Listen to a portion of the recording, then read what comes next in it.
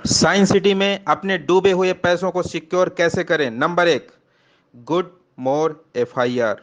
जी हाँ, राशिद और उसके पिल्लों ने अब तक खूब गुड मोर अर्निंग की, बहुत लूट मचाई।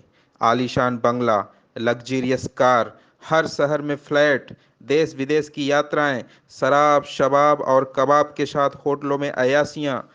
अब आपकी बारी है गुड मोर एफआईआर की।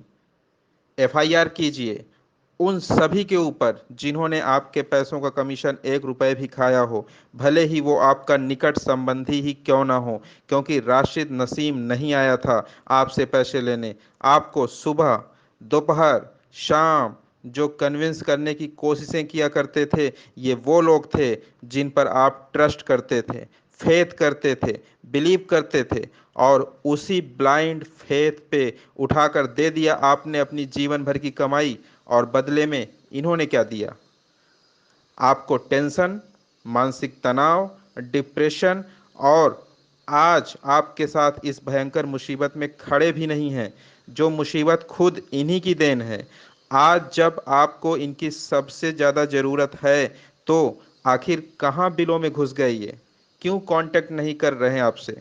इनका फ़ोन स्विच ऑफ है, इनके घर पे ताला लगा है, ये फरार हैं।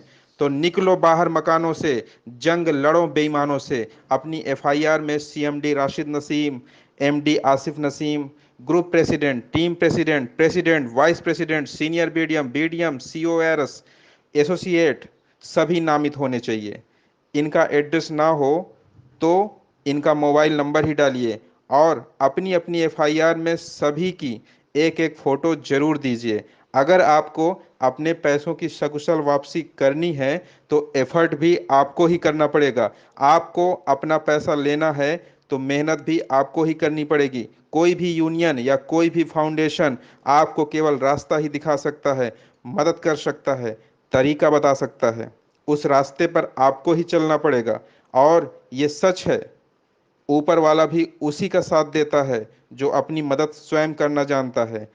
आप अपने लिए खुद खड़े होइए। इस भ्रम में कतई मत पड़िए या रहिए कि आप अपने अपने घरों में आराम से बैठे रहेंगे और कोई वकील या कोई यूनियन आपका काम करके दे देगा आपको। वकीलों के चक्कर में तो कभी भूल कर भी मत पड़िएगा, क्योंकि इस समय मरे हुए इंसान की लाश तक को नोच नोच कर खाने वाले गिद्ध भी वकालत का काला कोट पहनकर इंसानों के रूप में social media, YouTube, Facebook, Instagram पर एक्टिव होकर अपना शिकार ढूंढ रहे हैं। साइंस सिटी में अपने डूबे हुए पैसों को सिक्योर कैसे करें? नंबर दो, एफआईआर कहाँ व कैसे करें? साथियों, आप सभी को भली भांति ज्ञात है कि लखनऊ का थाना गोमती नगर, थाना विभूति खंड, थाना सरोजनी नगर और एसीपी गोमती नगर सब के सब बिके हुए हैं। लूट का एक हिस्सा इन तक हमेशा से जाता रहा है, इसलिए यहाँ पर एफआईआर कराने का कोई मतलब है ही नहीं। ऑलरेडी लखनऊ के इन तीनों थानों पर 500 प्लस एफआईआर दर्ज हैं साइंस सिटी के विरुद्ध। और कार्रवाई के नाम पर केवल खानापूर्ति चल रही है। अगर कोई इन थानों पर एफआईआर कराने जाता भी है तो कोई ना कोई बहाना बनाकर ये टाल देते हैं। अगर कोई जिद पे अड़ जाता है, मीडिया वीडिया बुला लेता है, तो फिर ये उसकी कंप्लेन लेकर एक जन शिकायत रजिस्टर में नोट करके बाद में उसे एफआईआर नंबर देने की बात करके चलता करते हैं। फिर शुरू होता है पुलिस वालों का खेल, आजकल आजकल आजकल वाला। ऐसे 250 से ज़्यादा जन शिकायत अकेले गोमती नगर में धूल फांक रहे हैं। और लोग 6 6 महीनों से अलग अलग प्रदेशों के अलग अलग जनपदों से आकर इन थानों के केवल चक्कर काटते रहते हैं। अगर आपने बहुत एफर्ट कर लिया, कुछ पॉलिटिकल अप्रोच लगा लिया, तो ये आपकी एफआईआर किसी पुराने एफआईआर में मर्ज कर लेंगे। यानी कि अब आप किसी दूसरे के साथ हुए अपराध के गवाह मात्र बनकर रह जाते हैं। ये है हमारे देश का सिस्टम, जिसकी बदौलत राशिद जैसा देशद्रोही, बलात्कारी, भगौड़ा दुबई के किसी बिल से एक वीडियो डालकर खुद को शेर बताता है। धिक्कार है ऐसे नपुंसक सिस्टम पर। लखनऊ प्रदेश की राजधानी, जहां प्रदेश के मुखिया मुख्यमंत्री योगी आदित्यनाथ स्वयं अपने सैकड़ों मंत्रियों के साथ विराजमान हैं, जहां प्रदेश का हर प्रमुख मीडिया चैनल्स का ऑफिस है, उस जगह ही इतना बड़ा भ्रष्टाचार खुलेआम चल रहा है।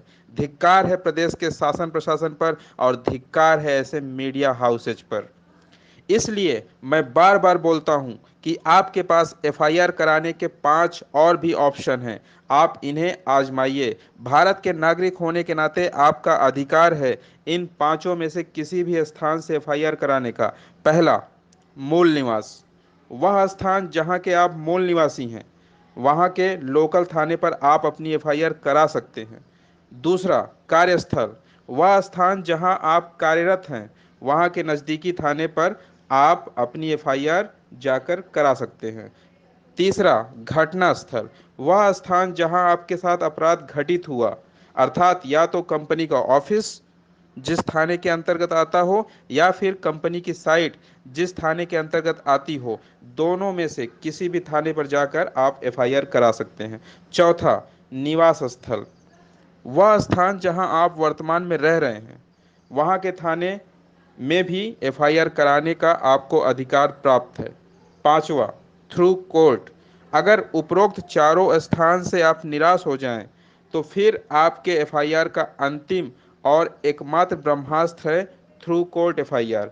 इसके लिए आप किसी वकील से कंसल्ट करके 500-600 पे